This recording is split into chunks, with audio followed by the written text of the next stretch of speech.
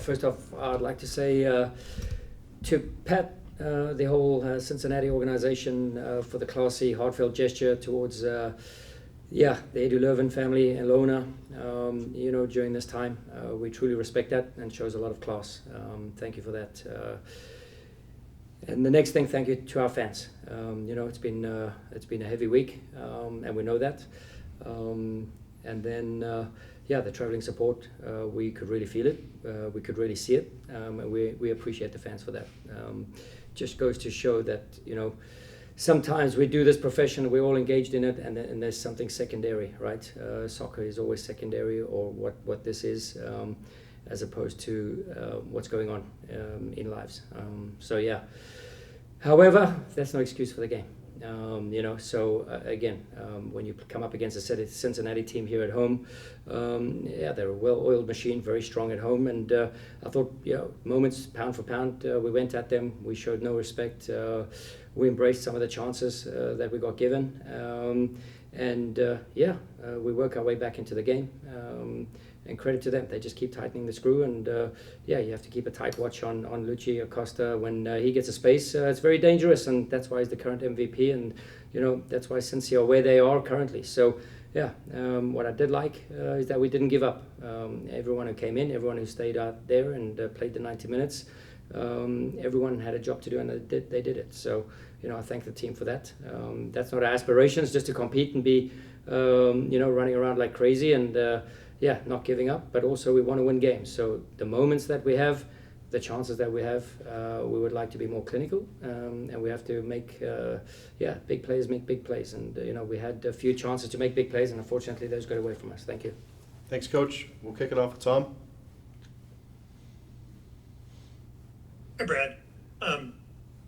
With you changed the lineup a lot. I mean, were you one of the cases we're hoping to get to the second half where you could bring some of the guys who have played more back in, or what was the approach there? Yeah, I mean, a lot. I look at it. Akil Watts comes in, Nicholas Durr comes in, and potentially Hosei comes in, right? So that's 3 changes out of a constant lineup that we've been having in and out, and so I feel less critical than maybe you, in terms of who we put out there. Guys have been training well. This is what we stand by, and we felt we had a chance with that team in that shape to have a go at it. So we caused them some problems. We had many good turnovers in the first half. I thought Hosei Kijima, had a really good half. We just had to, restrain him from himself because, he's on the yellow card, and we had to manage the game that way. So, that a couple of guys run out of steam, that a couple of guys, lose the edge towards the end of the game. I think it's totally understandable. And then we make subs and changes. So, I think these are important games for us as a group. Guys, have opportunities, and then those opportunities will be evaluated. So simple as that. So I was happy to get out, some of the guys out there. But 2-3 big changes maybe. Yep. It looked like a very good game for Akil out there tonight. Yeah, happy. Akil's done a good job. He's a silent guy, but he gets on the field. It takes moments with pride, and for sure he had a tough task on his hand. Orlando, Acosta floating out to the side there. Then it's Assad who comes in, so it's just names upon names upon names. And I thought Akil handled himself really well. So really happy, which keeps, guys honest in terms of performance, just hold standards higher. So, we're just looking for guys, dependable guys that, make plays. And Akil, belong to that group.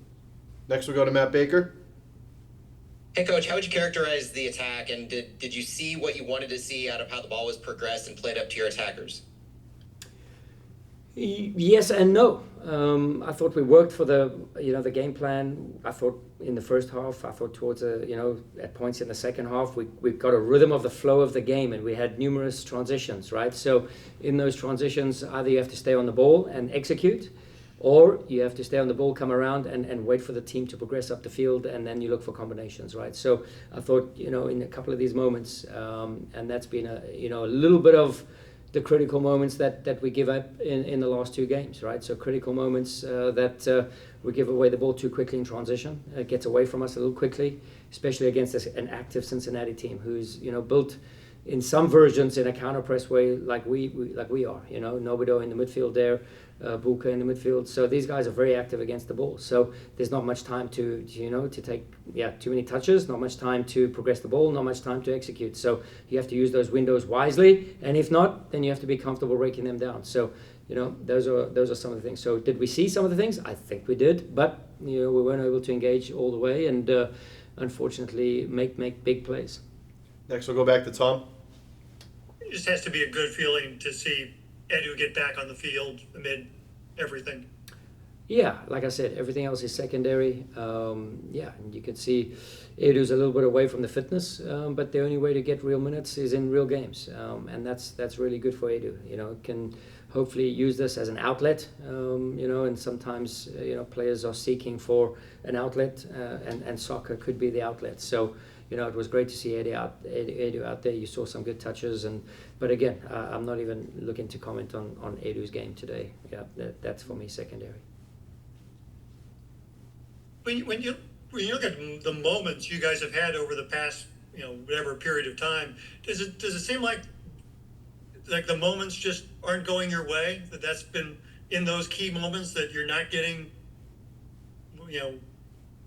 what you need? Yeah, I mean, there's always a balance between seizing the moment as an individual and seizing the moment, at what can lead to the best possible situation. So I think we're busy figuring out, when is the moment for me as an individual to take over responsibility? When is the decision for me, and when does the moment arise? When, and it starts with, supporting runs. It starts with movement off the ball. It starts with decision making on the ball. So to try and find the moments that suit the right fit and what's needed in the right time. So I think there's a couple things that are staggered or stuttering in that department, with guys trying to take on too much responsibility, too little responsibility, too many touches, too few touches. So yeah, we're just trying to find that balance right now. We'll go back to Matt. Coach, what did you see out of Nicholas Dewar tonight? Did he show you kind of what you expected in that starting opportunity, the second one of the year? Yeah, I mean, there's not too many things that he, going forwards, I'm looking for a little bit, positivity to turn and go forwards. We utilize outside backs in a little different way, and looking for outside backs to get forward. But yeah, we just have to help Nicholas Dewar, acclimate and get used to the games. And this is a tough environment. This is a tough place. And we will continue to work with Nicholas to feel comfortable in these moments, right? So, minutes were limited for him, but to give him a start, to get him the feel, to get him in a stadium where there's something on the line, there's an edge on the line. So, he needs game reps. Akil, for example, has done great, being ready for training. He's played City 2 games to get the sharpness, and he's utilized a lot of platforms to use at his disposal, and he's used them wisely to be ready all the time. So, we don't force players to do, what we think is best for them. We try and encourage them. And unfortunately, we just need players who are ready. And Nicholas, we're trying to get him ready through active game times in the MLS, and you can see a slight difference. Do you feel like you saw a difference in the wing play in this game? So I asked earlier about the ball progression. Did you see a lot of that building on the wings? Because it didn't seem like it was as effective as it had been in previous games in progressing the ball up into the final third through the wing areas. Yeah, Matt, if you're looking at their structure with the back five, any wing play gets nullified. So if you look at our game plan, 4-2-2 with 2-10, Celio inverted, AZ inverted, we had so many good second ball moments. And so many moments of transition where Roman plays some excellent balls just to get in behind their pressing line or in front of their pressing line. So, totally different game plan. So you were looking for something that wasn't even on the cards tonight. We got time for one or two more. If Tom or Matt have one. Brad, I assume Totland you're giving the night off because he's played so much? Yeah, we've been redlining Totland for a couple of weeks now. So this was an opportunity for him. I mean, he has the highest sprint distance. He covers a lot of volume, so it was good now that we saw a version of Akil that, shows some really good things and creates a lot of competition there. So, very happy for that. And, yes, Toddy had had the night off tonight. He shouldn't get too comfortable though doing that. Coach, thank you for joining us. We appreciate your time. Thank you very much. Good night. Thanks, Brad. Thanks, Brad. First one we got is Tom Timmerman. Jose, it's your first MLS start. You've had a start before, but what was it like? Cincinnati, not an easy place to play. Yeah, I mean, I think it was a great experience for me. I had a lot of nerves going into the game, but I think it was a good learning experience as well. Defending one of the best players in the league, but yeah, overall great experience. How are they? I mean, they're playing really well. Obviously, they've now won 6 in a row. How many challenges? What are the challenges that you guys faced out there tonight against the hottest team and right now the best team in the league? Yeah, I mean, it was. I think we did a good job of suppressing them. Maybe for the first half, and I think if we could have sustained that a little bit more, we could have changed the momentum a little bit. But Acosta was great player, so he was. I mean, I had to foul him a couple times to stop his attacks, but I think overall he was probably the biggest challenge. Next, we'll go to Matt Baker. Jose, how do you feel you helped progress the St. Louis offense moving forward? Yeah. Well, until now, I think it's been obviously been very enjoyable. It's creating and connecting chemistry with the other players, as well as also against the ball as well, as very important for us as a team identity. But I think offensively, it's important for me personally to do better on the ball as well. Yeah, I think our against the ball is also our offense, you can say. So in that sense, chemistry is important there as well. So communication, hanging out with the guys outside of the field. I think those things are going to become very important coming throughout the season. We'll go back to Tom. What's the feeling out there for you guys? Because it's, you're out there making your first MLS start. Akil hasn't played much. Nicholas hasn't played much. A team that group that hasn't maybe been tested as much, going out there against a team like Cincinnati. No, I mean it's us versus them. It's not. There's no excuse for experiences or playing time this season. It's next man up mentality for everybody. So for me personally, I think I like to keep that in mind. So if coach gives us a chance, then you perform the best of your ability, and that's it. So what does it mean to the team to have Edu get back on the field? I mean, it's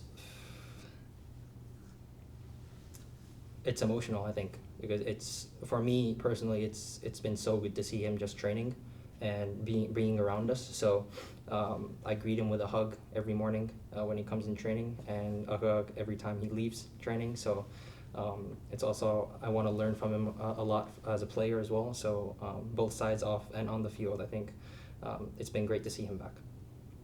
When you guys were jogging before practice on Thursday, you were with him in the back and you were talking to each other as you ran. Is that something that you do a lot with him? Have you learned from Yeah, him? I mean, I try to ask questions just out of the blue to challenge his mind as well in that sense. So like asking questions whenever I can, to absorb all his mentality, his technique, his demeanor, I think is very important for me developing, as well as understanding him as a player. Moving forward, if I were to play with him, I understand him very well. So. Have you gotten to know him really well over this time? I mean, you're the new guy here, but he likes taking new guys under his wing. Yeah. I mean, he's been graceful to take me under his wing. So I think slowly we're connecting, but obviously I'm a young guy and he's an older guy, so a lot of absorbing from me again and listening. I think is going to be key moving forward. So. With this run of 3 games in 8 days, and you got 1 win, but how do you look at where the team is right now? I think the team itself is, I think, moving towards the right direction, because we're always critical of ourselves. Even after the win against Chicago, we were still critical of ourselves, and always trying to learn and look for what we can do better. And I think paying attention to details, having discipline, having respect, those things, start slowly building up and paying off throughout the season. So We'll go back to Matt. Jose, what's it like bouncing back and forth between City 2 and City as you're needed? You mentioned earlier getting to hang out with some of the guys on and off the field to get that camaraderie and that back and forth. But is it difficult to go back and forth between City 2 and City, or is it somewhat of a seamless transition? It's difficult in reality, but I want to make it as seamless as possible. But it's difficult because obviously I don't train with City 2, so that probably is the biggest hurdle coming on game day, that I have to understand what the team is trying to do and what the team is trying to accomplish through the match plan or starting or whatever it may be. So obviously I only get the pre-match meeting to prepare for the game, but I think other than that is asking questions to the coaching staff and to our teammates to prepare for the game as much as possible. But again, it's been a great experience for me because I get playing time, and again, I get to connect with the City 2 players as well and learn about them. So, bouncing around has been fun. Got time for one more, if Tom or Matt have one? Both good? I think we're good. Jose, thank you for joining us. We appreciate your time. Thank you.